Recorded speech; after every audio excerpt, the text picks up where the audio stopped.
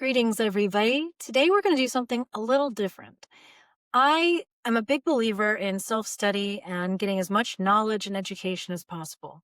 And part of the reason why I've been able to put together this whole thing, this channel and my community and my blog is because I've spent many, many years studying a variety of subjects that have all somehow been able to be woven together into one little matrix, if you will.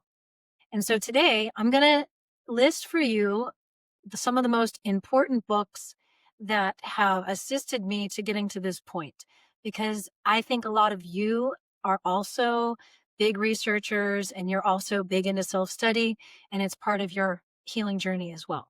So let's get started. The first book I'm going to bring up, of course, is The Body Keeps the Score. And I know, thankfully, this book has become quite popular. I've noticed it popping up on my feed more and more over the past year, and I couldn't be happier about it. I found out about this book about 4 or 5 years ago. I was in a restaurant having a conversation with the young lady next to me at the next table. She happened to be a psychology student, and we were talking about how trauma is stored in the body. And she mentioned The Body Keeps the Score as if I should have already known the book. And so I went and I ordered it.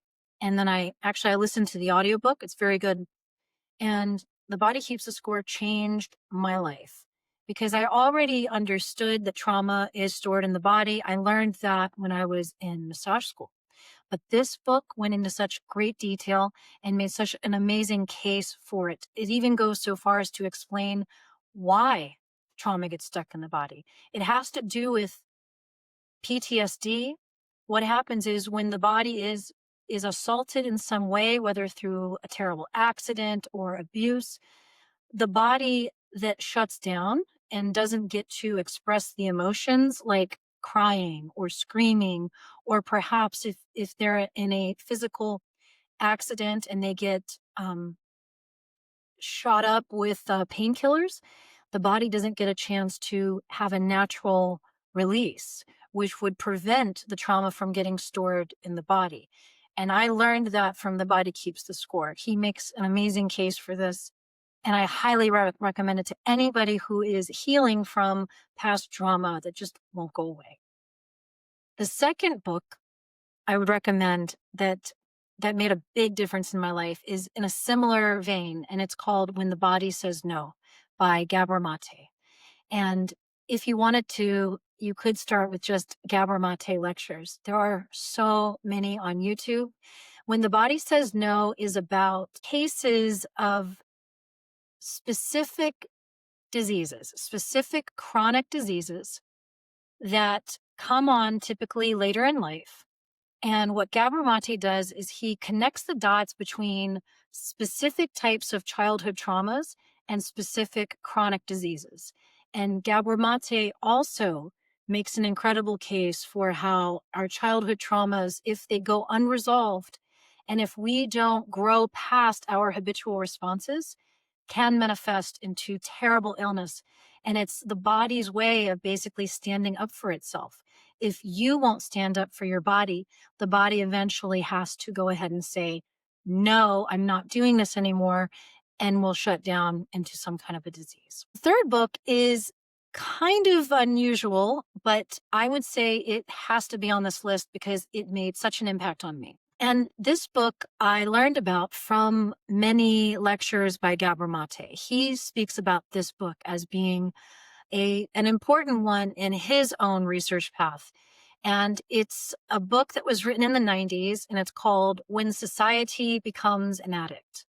It's by Ann Wilson Schaef, a psychologist, and I believe she has a degree in sociology as well. She makes an incredible case that I don't know if I'm going to be able to do it justice here, but she ties a thread between dysfunctional families and the greater society. And the addiction that she talks about when she talks about society becoming an addict is codependency. And codependency is considered to be in the addiction sphere because it came out of the addiction sphere as the people who are in the relationships with the addicts, the drug addicts or the alcoholics, and are therefore in a sort of addiction cycle themselves by enabling the behaviors of the addicted. And forgive me if I'm getting some of these details wrong, but codependency is kind of a tricky thing to explain. I think for one thing that the name is weird. I never really felt right about the name, especially once you start diving into what codependency is. You start to realize it's a very, very multi-layered and very complex issue to understand. It's easier to understand if you've been in one of these situations, or if your family had alcohol or drugs or physical abuse. There's a lot of there's codependency involved. There's waves of that in that kind of dynamic. And she draws an incredible parallel to the greater society as a whole and these dysfunctional families. It is very eye-opening. I would say the reason why I have it on this list is because I think reading that book helped me understand complex trauma and problems that stem within a family that's quite sick. But it also helped me understand the problems of our society, and that just like individual members of a family, we're all responsible for our greater society. And so I believe that reading that book, and I've read it at least 2 times, I may have even read it 3 times. It was so impactful for me. It made me feel a sense of responsibility, like as being part of the human family. Like I have a responsibility, which makes sense because in my own family of origin growing up, I was sort of like the peacemaker. I felt a lot of responsibility for other people's emotions. And so therefore I feel a lot of responsibility as a citizen of the world. And so that book had a big influence on me.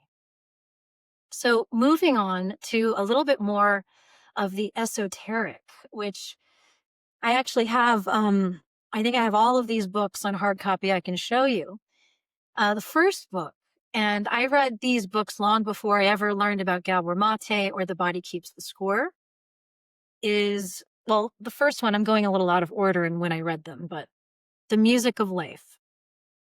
And this is by a man named Hazrat Inayat Khan. And he was a Sufi master and musician.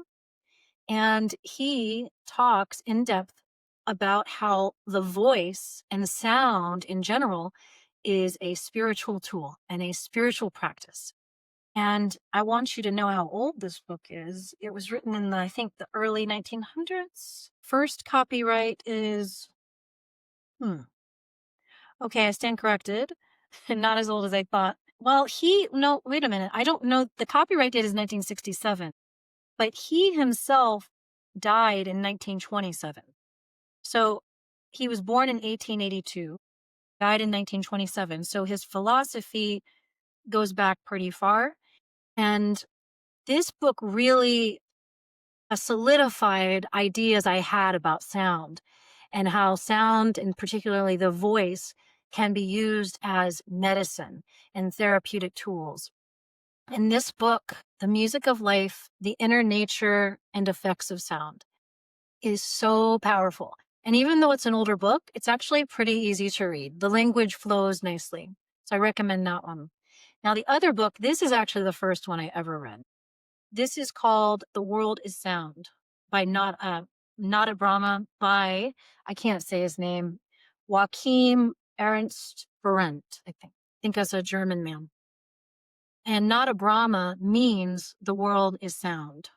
And it's a Sanskrit term, and it's based on the idea that everything is vibration. And so if everything is vibrating, that everything has sound. And I learned about this book from when I was going through my Who phase, the Who. Pete Townsend talked about this book in an interview. And when I heard about that, this was like, I don't know, like 14 years ago. When I heard him talking about it, I was like, I ordered it immediately. It was like, that's the book. That's what I think about sound. And this is also a fairly old book.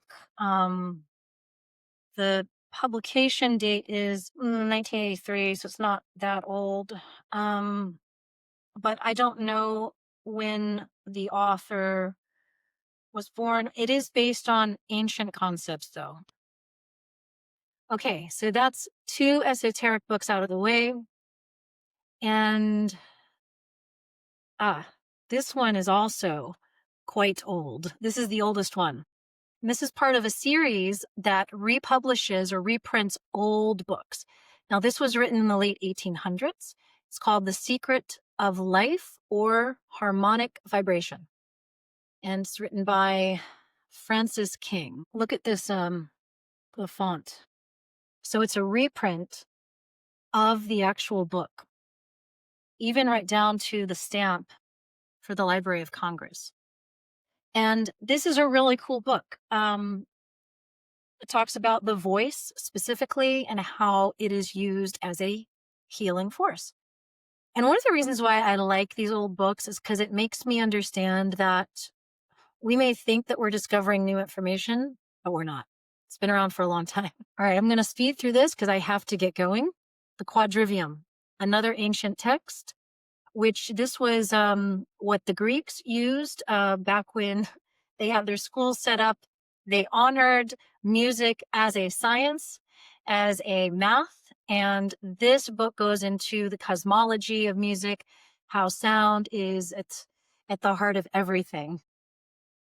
And then I'm going to give you one more that is not esoteric. It is not trauma related. It is more for the artist who struggles to stay disciplined. This is called The War of Art. Some of you have probably heard of it. I highly recommend it. This book is all about breaking through your blocks, the things that prevent you from staying committed to your path as an artist. This is a good one. All right, I hope some of those books seem interesting to you. Audiobooks are great. Textbooks are awesome. Whatever works for you, I hope you find something you like. Don't forget to subscribe and leave a comment. If you've read any of these books, let me know. If you have something you want to recommend, put it in the comments. I'm always looking for new recommendations. Thanks for watching, and I'll see you in the next one.